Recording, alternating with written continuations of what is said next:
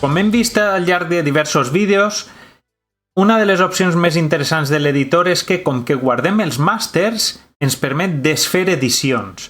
És a dir, que al final podem recuperar el vídeo en brut. Per exemple, si me'n vinc ací, a l'editor entre i tinc totes les edicions que he fet fins ara, fins al moment. Fixeu-vos que senzill que és posar-se damunt d'una edició, com ja hem vist, marcar-la i eliminar-la.